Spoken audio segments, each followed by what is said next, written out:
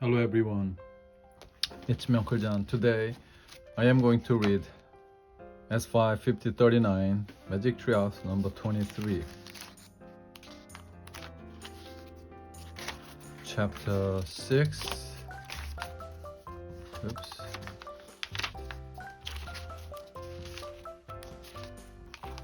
Twister on Tuesday, chapter 6. Grasshopper attack. Inside the lamp-lit hearth, it was dry and cozy. Jack sat back on his bench. He didn't dare look at Jack. It's time for a writing lesson now, Miss Neely said. I am going to give you each a slate and a pen. She handed out the slates. They looked like a small blackbird set in wooden frames. Next, she gave everyone a slate pen. Each pen was a thin piece of chalk. Miss Neely opened the McGuffey reader. While you were eating your noon meal, I copied a poem from the book, she said. Now I want you to copy it. Miss Neely held her own slate, board up for them all to see. Tea is a lesson you should heed. Try again. If at first you don't succeed, try again. Jack quickly started copying the words. Out of the corner of his eye, he saw Jack writing very slowly. It took the older boy a long time just to write the letter T. Jack slowed down too. He didn't want Jack to think he was just showing off. Suddenly, loud thumping sounds came from overhead. It sounded as if someone was throwing stones against the roof. Oh no, grasshopper attack! Screamed Kate. She covered her head. Grasshopper attack! Cried Will. He covered his head too. Be calm, everyone, said Miss Neely. What's a grasshopper attack? What are they talking about? Jack wondered. Even Jeb seemed worried. As Miss Neely started toward the door, he said, Don't open it, they'll come in. Has everyone gone crazy? Jack thought. How can grasshoppers hurt anyone? Miss Neely opened the door and looked out. A moment later, she stuck her head back in and closed the door. It's all right, she said. It's only hailstones. What's that? Said Annie. Hailstones are small pieces of frozen rain. Sometimes they fall to earth during a thunderstorm, said Miss Neely. Why did Will and Kate yell grasshopper attack? Jack asked. Because last spring grasshoppers did attack us, said Miss Neely. Yes, millions and millions of them came out of the sky, said Will. It looked like a huge shiny cloud. They covered every inch of ground, said Kate. They ate everything. They ate all our crops, said Will. Our turnips and fruit trees and watermelons. They even ate our clothes and bed sheet, said Kate. Yuck, said Annie. Oh man, said Jack. He'd never heard of a grasshopper attack before. It was very scary, said Kate. But remember how we replanted and everyone helped everyone else, said Miss Neely. Kate and Will nodded. We must try to hold on to the good memories, Miss Neely said gently, and let go of the bad ones. Yes, ma'am, said Kate. Everyone was quiet for a moment. Then the sound of the hailstones died away. Let's go back to our lesson now, said Miss Neely. They all returned to their writing. Even working as slowly as he could, Jack finished first. He showed his copy of the poem to Miss Neely. Good work, Jack, she said. We can all learn from these words, can we? Yes, ma'am, said Jack. Hey, this is it, Jack. Annie blurted out. Something to learn. Miss Neely looked puzzled, but Jack smiled. He knew what Annie was talking about. They had that special writing. They could go home. Jack stood up. Excuse me, ma'am, but I'm afraid we have to leave, he said. So soon, said Miss Neely. Yes, we have to go back to our parents, said Annie. May I take my slate with us? Jack asked. Please do, said Miss Neely. Use it on your trip to California to practice your writing. Thanks, said Jack with a big smile. He put the slate in his leather bag. We learned a lot, ma'am. I'm glad you had a chance to come to school, said Miss Neely. Goodbye and good luck. Good luck to you too, said Annie. Bye. Will and Kate called out. Bye, said Jack and Annie. As they went out the door, Jack glanced at Jeb. He felt sorry for the older boy. He tried one last time to be friends. Bye, Jeb, he said. But the boy wouldn't even look at him. Jack gently closed the door to the schoolhouse. He breathed a sign of relief. He was glad to get away from Jeb's anger. That's weird, said Annie. Look at the sky. As Jack turned away from the schoolhouse door, he caught his breath. The sky did look weird, really weird. Chapter 7, Twister. The black clouds had taken on an odd greenish color. They all seemed to be going in different directions. Do you think it's a grasshopper attack? Annie asked nervously. No, I think it's some more weird weather, like that hailstorm, said Jack. Let's go before it gets worse. As they started back to the treehouse, the wind picked up. Jack and Annie looked over their shoulder. The greenish clouds had dipped down close to the prairie. I feel like something awful is about to happen, said Annie. Hurry, said Jack. Run! He and Annie started running through the grass. When they got to the ladder of the treehouse, they looked back.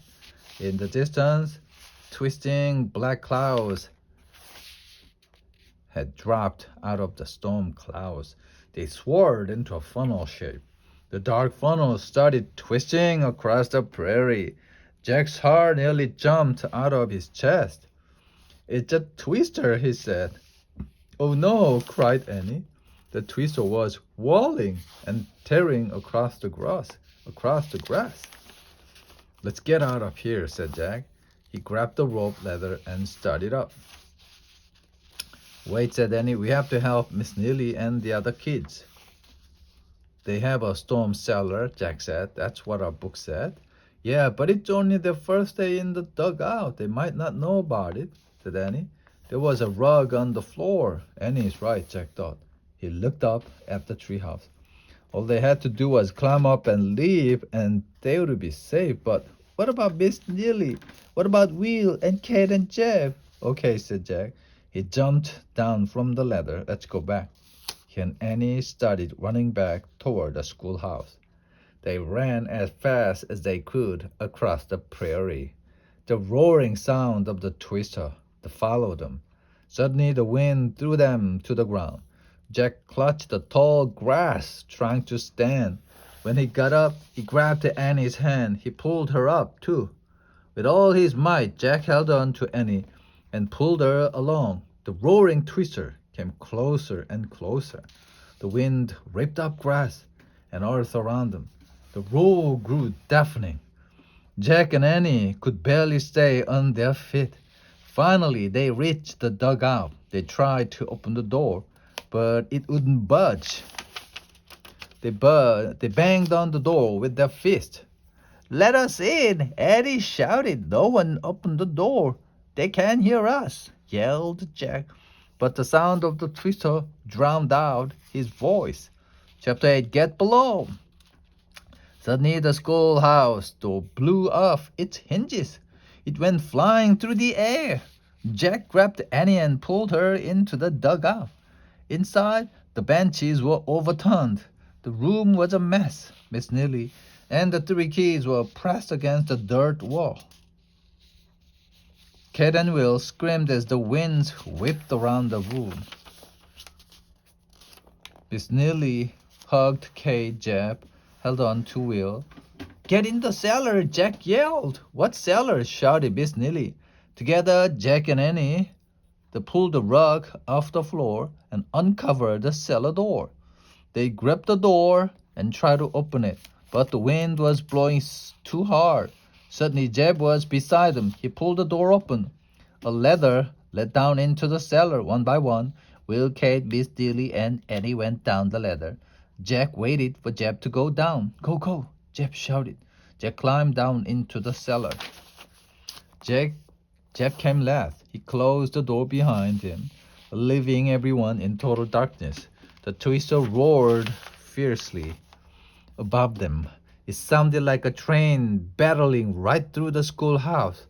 As the twister roared and howled, Jack couldn't think. He couldn't feel. He was totally swept up in the howl of the wind.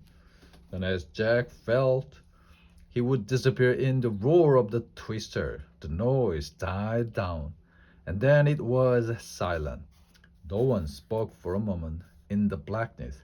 Then Annie broke the silence. Are we still alive? She whispered.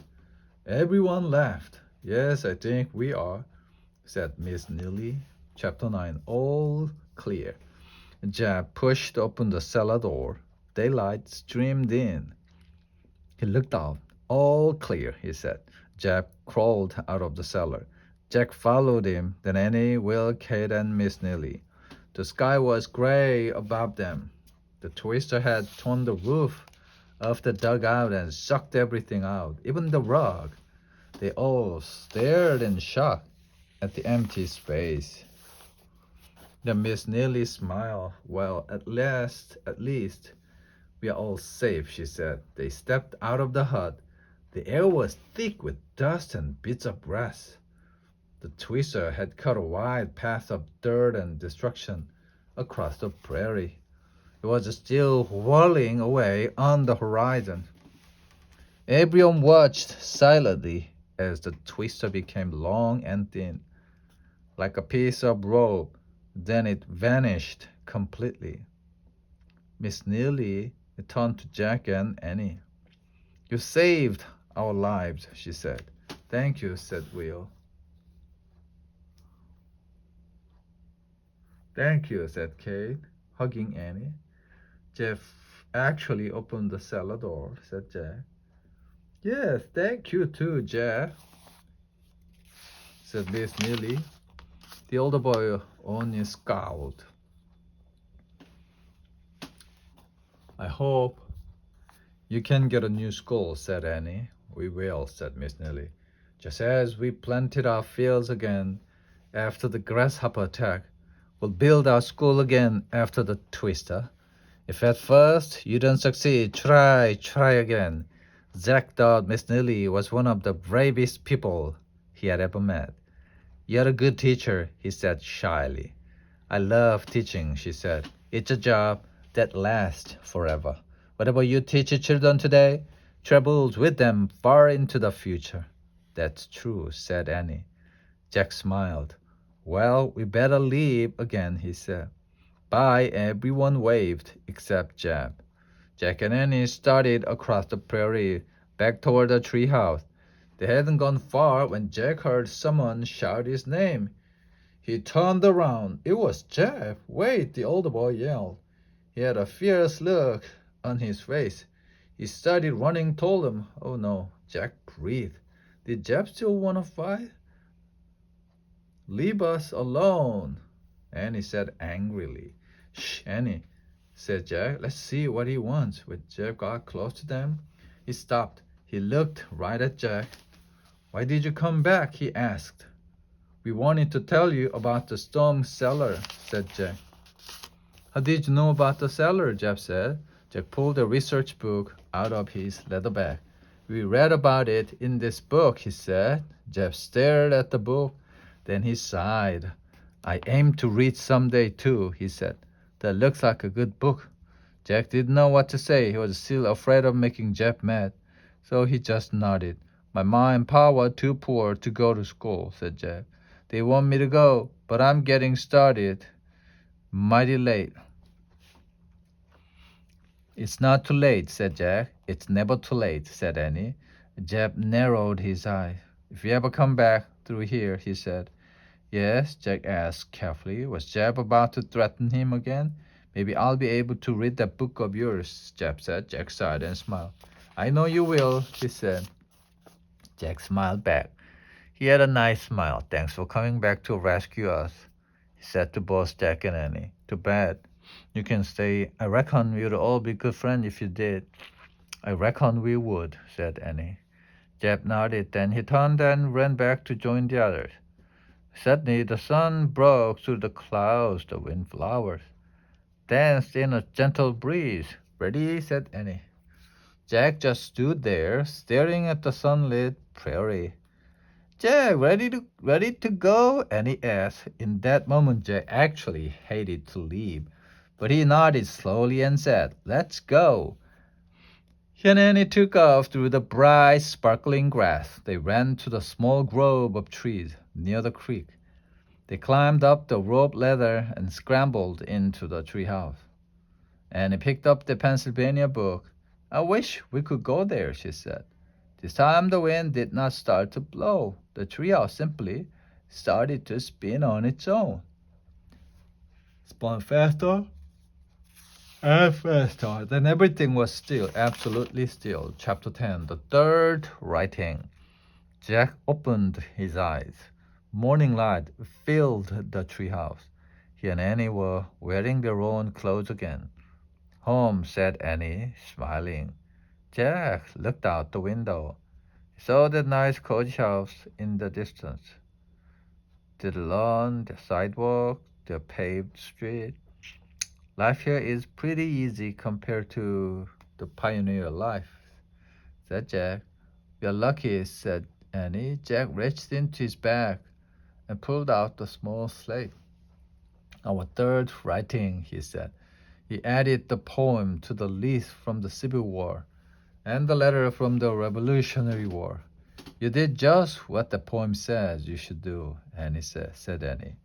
"What do you mean?" Jack asked. "If at first you don't succeed, try again," Annie said. "You kept trying to make friends with Jeb. In the end, you did." "I guess you're right," said Jack. "We have to get only one more special writing for Morgan's library," said Annie. "I wonder how that'll help save Camelot," said Jack. Annie shrugged. "It's a mystery," she said. She and Jack looked around the treehouse. "Look," Annie picked up a piece of paper lying in the corner. She read aloud. "Come back early Wednesday morning." "Wednesday? Man, that's tomorrow," said Jack. "So," said Annie, she started down the rope ladder. "Not much time to recover," said Jack, pulling on his backpack. "Recover from what?" Annie said. "The twister," said Jack. "Oh, yeah. I'd almost forgotten about that," said Annie. Jack smiled. Actually, the nightmare of the twister was fading from his memory, too. "We must try to hold on to the good memories," Miss Neely had said, "and let go of the bad ones. The kindness of Will and Kate, making friends with Jeb, the courage of Miss Neely. These memories," Jack thought, he would never forget. The end.